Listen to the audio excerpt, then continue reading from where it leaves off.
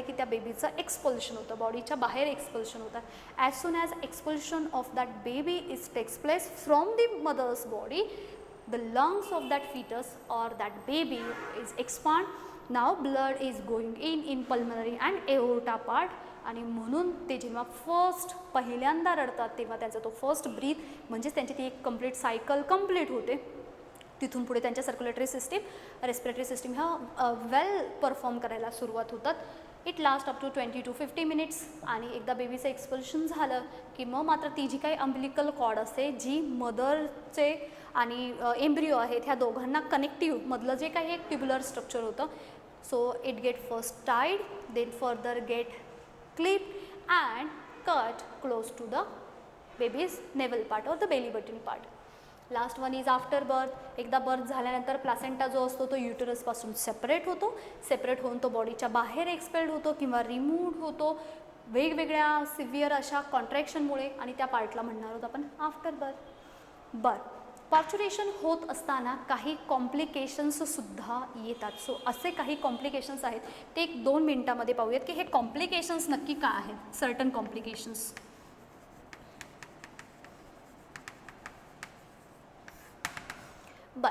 कॉम्प्लिकेशन्समध्ये पहिल्यांदा आपण असं म्हणूयात की सर्टन टाईम्सला डायलेशन हे प्रॉपर नसतं, improper dilation. First improper dilation.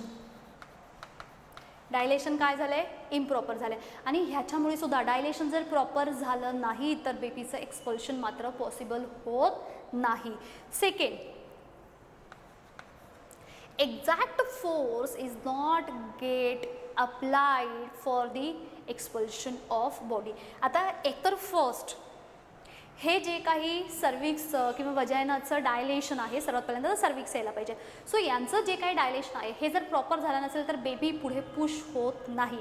आणि हे पुश होण्यासाठी that force it is not in adequate amount to push the baby. कधी कधी तो सफिशियंट फोर्स अप्लाय होत नाही बेबीला पुश करण्यासाठी. ते सुद्धा कॉम्प्लिकेशन्स होतात. बऱ्याच वेळेला तुम्ही अगेन मूवीमध्ये पाहिलं असेल की ती जी मदर असते ती फोर्स करून किंवा पुश करून बऱ्याच वेळेला टायर्ड होतात, किंवा बऱ्याच वेळेला तुम्ही पाहिले असेल पाहते की थोड्या वेळासाठी ते बेशुद्ध वगैरे होतात. सो अगेन जर प्रॉपर फोर्स जरी नाही बसला तरीसुद्धा त्यांचं ते एक्सपल्शन काय होऊ शकतं, प्रॉपर होऊ शकणार नाहीत. कधी कधी इम्प्रॉपर वेमध्ये फोर्स लागतो आणि अगेन त्या बेबीला बऱ्याच वेळेला फोर्सफुली काय म्हणतो पण त्याला फोर्सफुली फोर्स अप्लाय केल्यामुळे अगेन फर्दर काही इम्पॅक्ट होऊ शकतात. आणि थर्ड केस, कधी कधी नॉर्मल डिलिव्हरी जर परफॉर्म झाली नसेल तर मात्र तिथे काय म्हणतो आपण त्यांना सर्जिकल पद्धतीने पार्च्युरेशन परफॉर्म केलं जातं. सो जे सर्जिकल मेथड असतात, surgical way, it is known as caesarean और it is also known as C section.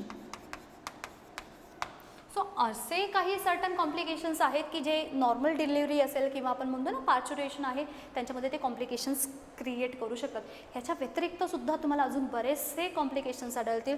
म्हणजेच सी सेक्शनमध्ये बऱ्याच वेळेला ऐकलं असेल तो जो काही फिटस आहे त्यांच्या नेकच्या भोवती पूर्ण ती अम्बिलिकल कॉर्ड ही कंप्लीट फॉर्ममध्ये राऊंड फॉर्ममध्ये झाली आहे. बेबीने काहीतरी एक्सिडरी सिस्टीम त्यांची वर्क करते आणि बेबीने पूर्ण त्या सॅकमध्ये असं करून ठेवलं आहे. सो XYZ जे काही कॉम्प्लिकेशन्स असतील सो त्यांना ओव्हरकम करण्यासाठी सर्जिकल मेथड थ्रू काय केलं जातात, बेबीचा बर्थ केला जातो. आता एक थोडासा डायग्रामॅटिक पार्ट पाहायचा म्हणजेच आपला हा पार्च्युरेशनचा टॉपिक कंप्लीट होऊन जाईल एक रफ वेमध्ये कशा पद्धतीने आहे. आता इथे ह्या सेकंड केसमध्ये एक गोष्ट मेन्शन करायची राहिली आपली, जर सफिशियंट अमाऊंटमध्ये फोर्स मदर थ्रू अप्लाय केला गेला नाही त्या बेबीला पुश करण्यासाठी तर अगेन इथे सक्शन मेथड वापरली जाते. सक्शन मेथड थ्रू काय केलं जातं, त्या बेबीचं जे हेड आहे त्यांना बाहेरच्या बाजूंनी पुल केलं जातं जेणेकरून काय होतात पार्च्युरेशन परफॉर्म होताना दिसून येईल. अशा बऱ्याचशा मेथड आहेत, रीड केल्या तुम्ही, इंटरेस्टिंगसुद्धा आहेत, प्लस एक्स्ट्रा इन्फॉर्मेशन आपल्याला तिथे दिसते.